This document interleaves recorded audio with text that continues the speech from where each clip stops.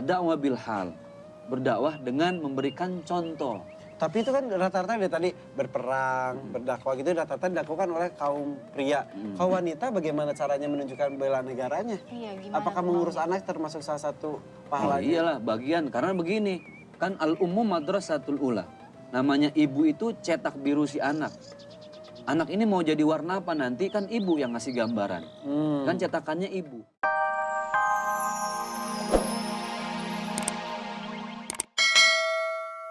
Polisinya. Iya, Polisinya.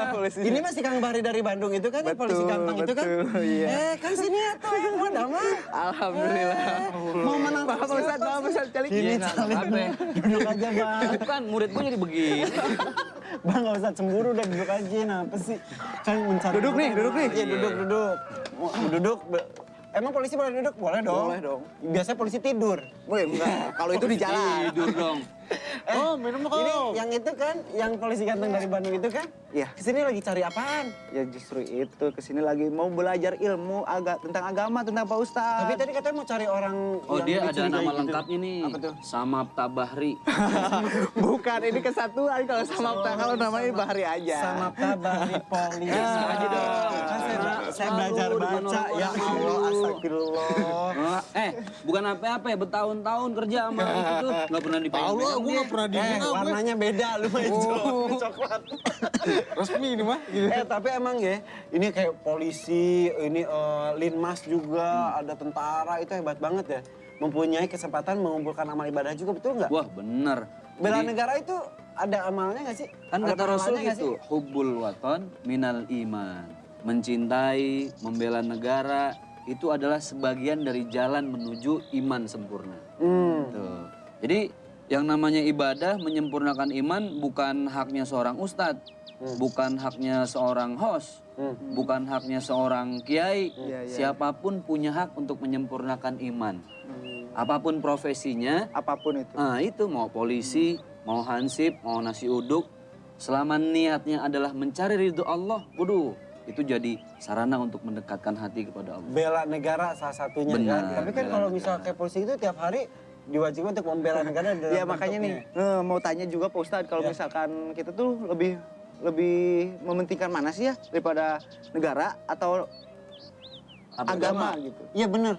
Ada pilihan agama atau negara tuh? Jadi semuanya sama-sama penting. Jadi gini, orang yang beragama itu dia harus taat pada aturan negara.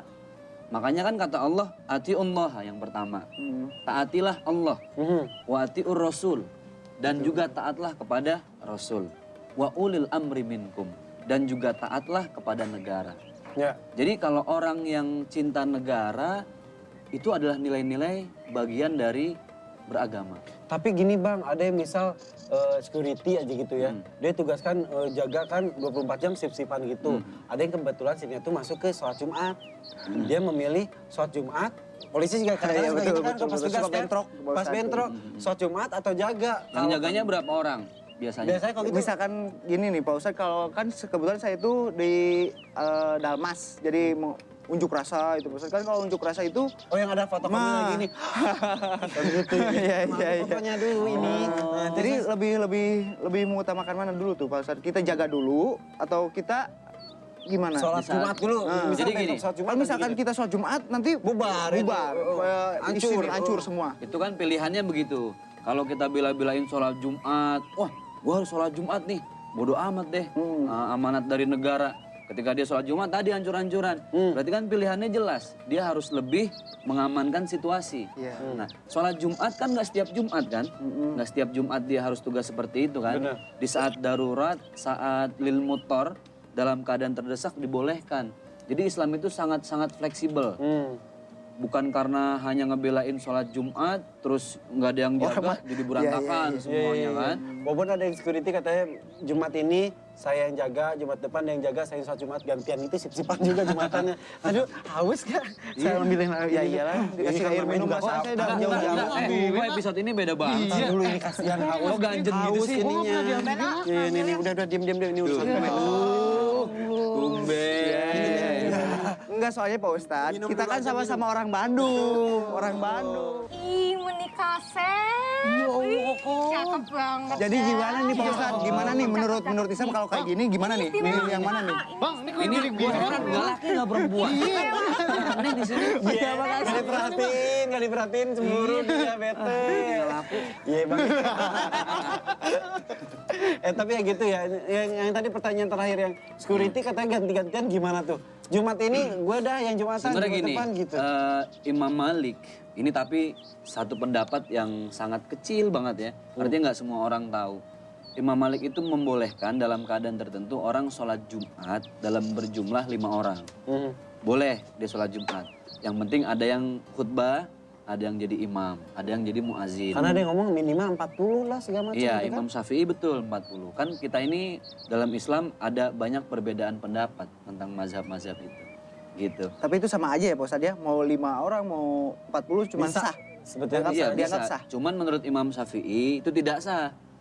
menurut Karena- Syafi'i. Menurut Imam Syafi'i. Kenapa? Karena Imam Syafi'i menilai bahwa masyarakat sekarang tuh sudah sangat luas gitu loh. Tapi- Di mana-mana rame. Tapi di kondisi-kondisi Nah, tertentu. ini kan keadaan tertentu. Iya, betul-betul. Kalau memang bisa nggak kira-kira yang jaga bertiga? Terus kalau sholat Jumat bertiga, hancur nggak tuh urusan? Ya, kalau yang demo mah susah bang. Nah, iya makanya. Maka Gedung dari sate itu. bisa jadi bukan jadi gedung sate nanti. Jadi apa? Nah. Jadi gedung Bakar apa? sate. Kalau tidak diamankan. Atau yang demo aja kayak sholat Jumat. Ya kan kadang-kadang kan yang demo juga ada yang sebagian Islam, Nasrani juga begitu. Iya, iya. Gini juga Pak Ustadz, saya mau tanya, misalkan kita kan dalam melaksanakan tugas nih, Heeh. sejauh mana sih? Kalau misalkan polisi, tentara itu identik dengan perang, dengan ya Kekerasan. kekerasan. Betul. Sejauh mana gitu perang dalam Islam gitu? Nah, Jadi dalam catatan sejarah dalam kitab As-Sirah An-Nabawiyah karya Syekh Muhammad Haikal itu dikatakan semua peperangan yang dilakukan di zaman Rasulullah SAW sifatnya adalah defensif. Apa ya? Defensif itu apa ya? membela diri sendiri. Membela, bukan menyerang, tapi membela. Kenapa? Karena saat itu Rasulullah SAW kan pindah dari kota Mekah, Ke Madinah. dicaci, dimaki. Makanya kita mengenal dengan hijrah Rasul. Ya, ya. Dari Mekah ke Madinah. Di Madinah, Rasul mulai nih membuat negara, sisi politik dibenahi, Sistem kepemerintahan. pemerintahan, perekonomian, termasuk militer. Prajurit-prajurit perang, dibangunlah. Rasul juga mengerti tentang militer ya. Hebat ya. Sangat mengerti Tentang perang. tentang perang. Nah maka dari itu, peperangan di zaman Rasul ini lebih kepada membela negara Madinah yang saat itu ingin dicaplok oleh negara Romawi dan Persia. Kan Rasul hidup berdampingan dengan dua kerajaan besar saat itu. Iya. Dan ketika kita mati karena membela negara, sebutnya mati syahid. Mati syahid. Tapi bang gini, alhamdulillah kan kalau negara kita tuh ya walaupun nggak mengatasnamakan satu agama, tapi mayoritas Islam. Gimana kita ditakdirkan kita tuh tinggalnya di negara Nasrani dan Pak Bahri ini ya tetap jadi polisi di negara Nasrani itu ngebela negara di mana negara yang bukan negara Islam tetap syahid atau gimana? Yang namanya ngebela negaranya kan sesuai dengan warga negara dong. Misalnya jadi warga negara asing kalau gitu. Di negara Nah, yang kalau kita ditakdirkan lahirnya di negara yang bukan negara Islam, negara mana? minoritas. Negara mana? Ini contoh. Contoh. Jadi yang namanya membela negara itu sudah jadi kewajiban. Apapun sistem yang dianut oleh negara itu. Selama negara itu sangat menghargai agama Islam, tetap bisa berlaku di situ. Masjid boleh dibangun, menjalankan ibadah nggak dilarang. Nah baru berarti dibela. kan mereka sangat menghargai. Nah negara yang seperti itu harus dibela.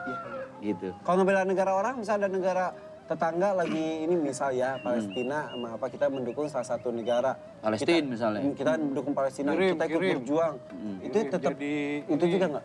Ya tetap dihitung kita membela agama. Karena konsep Palestina di sini kan yang bukan sekedar negara yang diinjak-injak. Tapi adalah kesucian agama. Kalau misalkan gitu Pak Ustadz kan kalau yang ada yang unjuk rasa itu kan suka rusuh, suka gimana. Kita kan membela negara nih, membela pemerintah. Misalkan ini ada yang ya Kepukul. kepukul atau sampai ya yang tidak diinginkan Dosa nggak? Bisa Bagaimana tuh? Sama sebenarnya. Punten maaf punten. Aduh punten. Punten mulu jadi. Itu gimana tuh? Gimana tuh Sebenarnya, Ustadz? peperangan di zaman Rasulullah itu sangat menghargai nilai kasih sayang. Contoh, Dor. Itu bukan kasih sayang. Itu namanya ngondek. Itu lebay. Penuh dengan kasih sayang juga nembak. Nggak gitu. Jadi gini, Rasulullah ketika sudah punya prajuritnya kuat, ya militernya mapan di Madinah, balik lagi tuh ke Mekah. Membawa ribuan prajurit. Wah, mungkin kalau manusia biasa udah dendam kali ya. Wah, di bumi hanguskan lagi Mekah. Tapi enggak, apa kata Rasul? Al-yauma yaumul marhamah. Hari ini adalah hari kasih sayang. Aku kembali ke kota Mekah, di mana dulu aku dicaci maki, dihina.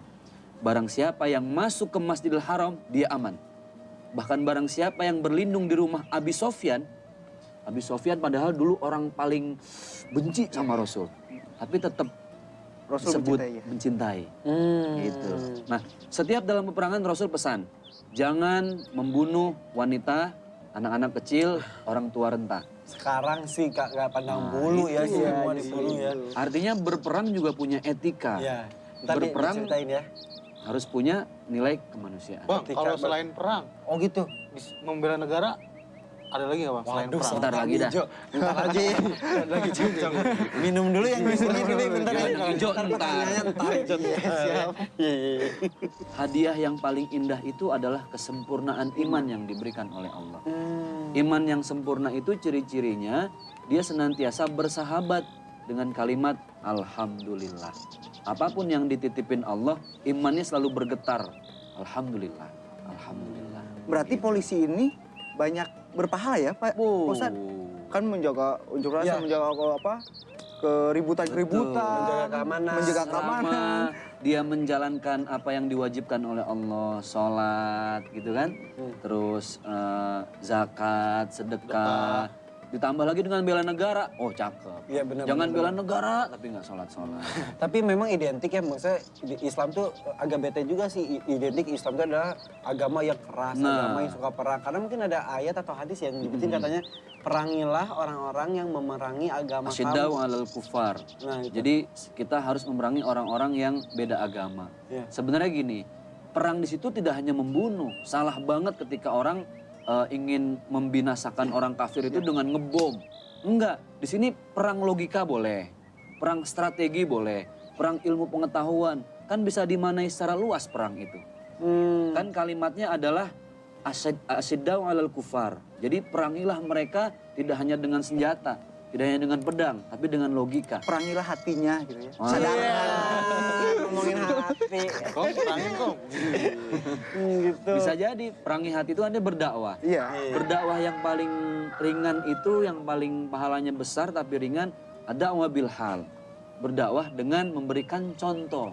Tapi itu kan rata-rata dari tadi berperang, berdakwah gitu rata-rata dilakukan oleh kaum pria. Kaum wanita bagaimana caranya menunjukkan bela negaranya? Iya, gimana? Apakah mengurus anak termasuk salah satu Oh pahalanya? iyalah bagian, karena begini, kan al-ummu madrasatul ula. Namanya ibu itu cetak biru si anak. Anak ini mau jadi warna apa nanti kan ibu yang ngasih gambaran. Kan cetakannya ibu. Nah, siapa tahu nih anak jadi pemimpin Iya, betul. di masa depan. Ibunya dapat pahala juga. Nah, dapat pahala juga. Tidak akan pernah ada seorang presiden tanpa jasa seorang ibu. Oh iya. Kan Jadi begitu. para syuhada, para pejuang, segala sesuatu itu adalah atas Ibu kiprah yang dari ibu mendidik. juga. Ibu akan tercipta. Makanya kan surga itu adanya di bawah telapak kaki ibu.